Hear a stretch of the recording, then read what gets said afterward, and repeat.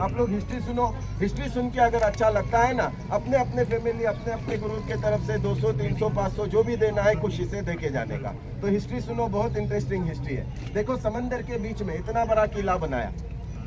Directly कोई भी building इतना बड़ा समंदर में खड़ा नहीं होता है। किला बनाने से पहले समंदर के बीच में यहाँ पे एक बहुत बड़ा बेट था, आइलैंड था, और बेट के ऊपर एक समाधि था, दरगाह था, जिसका नाम है पंजतन पांच पीर, जो आज भी किले के अंदर है। और कुछ कोली लोगों का घर था, जिनका एक मुखिया हुआ करता था उस टाइम पे, जिसका नाम था राजा राम पाटिल। लेकिन जिस राजा ने ये किला बनाया, इसका नाम है सिद्दी जोहर। हमारे भारत के इतिहास में सिद्दी नाम के 2 राजा आके चले गए। एक जो सिद्दी था, ये 16वीं सदी में जिसने पनालगढ़ फोर्ट पे बेड़ा डाला था, ये सिद्दी मुगल था। लेकिन जिस राजा ने ये जंजीरा किला बनाया, ये सिद्दी जोहर 16वीं सदी से पहले अफ्रीका से यहाँ पे बिजनेस के लिए आया करता था। इसका गरम मसाले का, स्पाइसेस का बिजनेस था। तो जब भी यहाँ पे आता था, ये बेड के ऊपर रुक के, समाधि के ऊपर, दरगाह के ऊपर फूलों की माला चढ़ा के वापस अपने देश चला जाने का। एक मर्तबा आने के बाद देखा समंदर में तूफान हो गया। समंदर का पानी बेट के ऊपर चढ़ के वो समाधि को, दरगाह को टच हो रहा है। तो पानी को रोकने के लिए, उसके प्रोटेक्शन के लिए यहाँ पे किला बनाने की सोच ली। 1118 में किले का बांधकाम स्टार्ट किया और 1140 में पूरा किला बन के रेडी हो गया। 22 साल लगा इसको समंदर के बीच में बनाने के लिए। अब 1140 और 1118 बोले तो ये अरबी, उर्दू तारीख है। अगर इसको इंग्लिश में देखेंगे ना, तो ये 15वीं सदी का किला बनाया हुआ है। आज तकरीबन इसको समंदर के बीच में कम से कम 500, 550 साल हो गया। लेकिन किला बनाने के बाद सिद्दी जोहर ने जो किले की रियासत चलाई, अपने या कोई अपने रिलेटिव के नाम से नहीं चलाई, वो समाधि के कारण किला बांधा। तो किले की रियासत भी उन्हीं के नाम से चलती थी। इस रियासत का नाम था पंजतन पांच पीर रियासत हफशाने जजीरा। आप लोग यहाँ तक आ गए, मुरूड जंजीरा है जाना बोल के आ गए। मुरूड यहाँ का तालुका है। किले का असल नाम जंजीरा नहीं है, इसका सही नाम जो है ये है जजीरा। जहाँ कहीं भी समंदर के बीच में आइलैंड होता है, बेड होता है, इसे जजीरा कहा जाता है। इसी तरह से मराठी में जल जीरा कह सकते हैं। जल बोले तो पानी, जीरा बोले तो बेड। अभी ये जंजीरे के नाम से फेमस हो गया।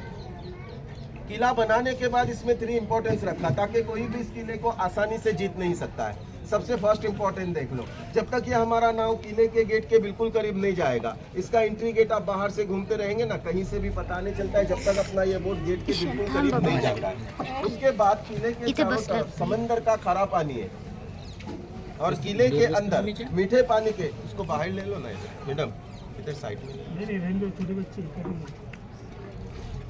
इधर बाहर होगा तो आराम से पानी ले जाएगा। इसके लिए पानी की बोतल साइड पे बाहर करने को।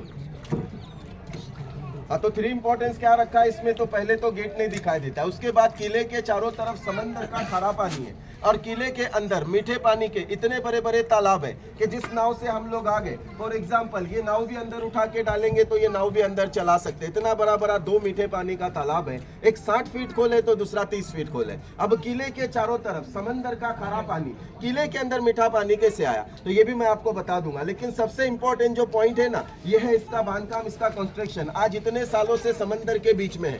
समंदर की लहरें दीवारों पे टकराने की वजह से दीवार का पत्थर जिसके 4-5 इंच अंदर चला गया, लेकिन इसका जॉइंट और इसके बांधकाम के लिए जो मटेरियल यूज किया है ये आज भी अपने जगह पे है। उस जमाने में सीमेंट कंक्रीट नहीं था। ये लोग ने जो मटेरियल इस्तेमाल किया, इसमें मिक्स है चूना, नमक, गुड़, सीसा और समंदर की रेत। सीसा बोले तो जैसे पेंसिल में ब्लैक कलर का होता है, ग्रेफाइट जिसको कहते हैं। गर्म करने के बाद ये पिघल जाता है। पिघलने के बाद इसको पत्थर के जॉइंट के लिए इस्तेमाल किया हुआ है। आज ये हाल है कि पत्थर जिसके अंदर चला गया, लेकिन इसके जॉइंट को कुछ नहीं हो रहा है। अब जब हम लोग गेट में एंट्री करेंगे तो इसके पॉइंट कैसे देखेंगे? जो 12-15 पॉइंट है, सही रास्ते से सही समय में कैसे देख के आएंगे? तो जब गेट में एंट्री करेंगे, अंदर जाने के साथ हमको सामने एक राइट साइड में एक व्हाइट कलर का रूम दिखाई देगा। उसी के अंदर वो समाधि है जिसके कारण ये किला बनाया हुआ है। और समाधि के पहले पहले एक छोटा सा गेट है। ये गेट से बाहर निकल के 10-12 सीढ़ी राइट में चढ़ना है और हम लोग बिल्कुल ऊपर आ जाएंगे जहाँ पे तोप रखे हुए, और यहाँ से हमारा सारा पॉइंट एक के बाद एक हो जाएगा। तो सबसे पहले हम ऊपर जाके क्या देखेंगे? जंजीरे किले का सबसे बड़ा तोप जिसका नाम है कलाल बांगड़ी। अब कलाल बांगड़ी तोप जंजीरे किले का सबसे बड़ा तोप है, लेकिन हमारे भारत में, इंडिया में इसका 3 नंबर आता है, क्योंकि अपने भारत का जो सबसे बड़ा तोप है ये बीजापुर में है, जिसका नाम है मुलुक मैदान तोप। 2 नंबर दौलताबाद में मेंढा तोप है और 3 नंबर जंजीरे के अंदर कलाल बांगड़ी। 22 टन का एक तोप है, मतलब 22,000 किलो का एक तोप है, और उसका रेंज जब गोला उड़ता था 6 से 7 किलोमीटर तक का उसका रेंज हुआ करता था। और एक ही स्पॉट पे, एक ही जगह पे, वहाँ पे आपको 3 जंजीरे किले का सबसे बड़ा तोप देखने मिलेगा, कलाल बांगड़ी, गायमुख और चावड़ी। ऐसे टोटल किले के अंदर 162 तोप है, लेकिन स्टार्ट में जो हम देखेंगे ना, इससे बड़ा तोप आगे कहीं दिखाई नहीं देगा, बाकी सब छोटा छोटा तोप है। अब तोप देख के आगे बढ़ेंगे, गोल गोल जो आपको दिखाई दे रहा है इसको बुरुज बोलते हैं, सर्कल जो दिखाई दे रहा है इसको बुरुज बोलते हैं। आगे के वो 2 सर्कल क्रॉस करके हम तीसरे बुरुज पे जाएंगे, तीसरे सर्कल पे, और वहां से हमको समंदर के बीच में आगे और एक किला दिखाई देगा। हो सकता है आपने मोटर लॉन्च से आते वक्त भी देखा होगा, पीछे समंदर के बीच में आगे और एक किला है जिसका नाम है पद्मदुर्ग, और वो किला संभाजी महाराज ने बनाया था जंजीरा किला जीतने के लिए।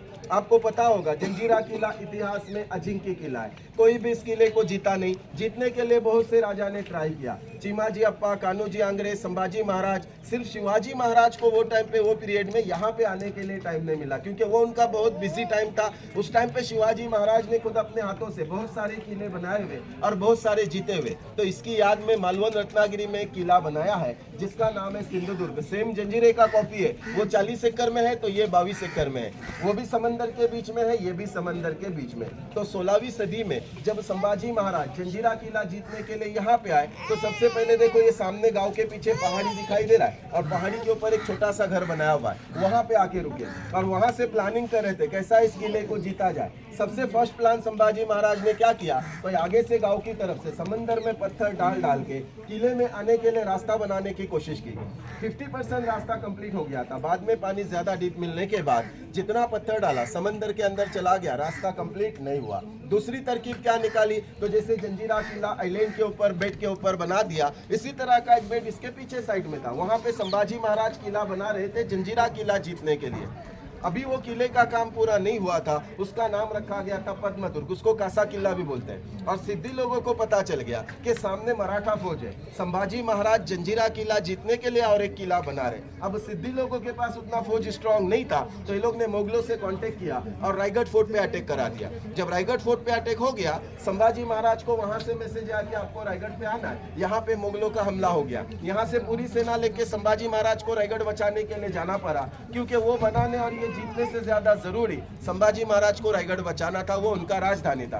अपनी राजधानी को तो बचा लिया, वो किला अधूरा रहा, ये किला अजिंक्य रहा। अब तीसरे बुरुज से हमको नीचे उतरना है, लेकिन ध्यान में रखने का 2 सीढ़ी मिलेगा, राइट में चढ़ने वाला, लेफ्ट में उतरने वाला। तो तीसरे बुरुज से राइट वाला सीढ़ी चढ़ के हमको नहीं जाना है, लेफ्ट वाला सीढ़ी उतरने का रास्ते से चल के आगे बढ़ेंगे, एक बड़ा मीठे पानी का तालाब आएगा जो 60 फीट खोल है। अब किले के चारों तरफ समंदर का खारा पानी, किले के अंदर मीठा पानी कैसे आया, तो देखो इसका बांधकाम जो है ये सब पत्थर से किया हुआ है, और सारे पत्थर यही बेड से निकाले हुए। तो ये लोग पत्थर निकालते निकालते जमीन से 60-70 फीट जब नीचे चले गए, जमीन में से नेचुरल मीठे पानी के झरने लगे। तो राजा को 2 चीज मिला, किला बनाने के लिए पत्थर, पीने के लिए पानी। अब जहाँ पानी वहाँ बस्ती, लोग बसने लगे। 1947 तक किले के अंदर 450 घर का बस्ती था, 2 समाज का लोग था, कोली लोग और मुस्लिम लोग। 47 तक किले के अंदर मच्छी मार्केट, भाजी मार्केट, 4वीं क्लास तक स्कूल था, मंदिर था, मस्जिद था। लेकिन 1947 के बाद हमारा भारत देश आजाद हो गया, यहाँ से राजाओं का राज खत्म हो गया।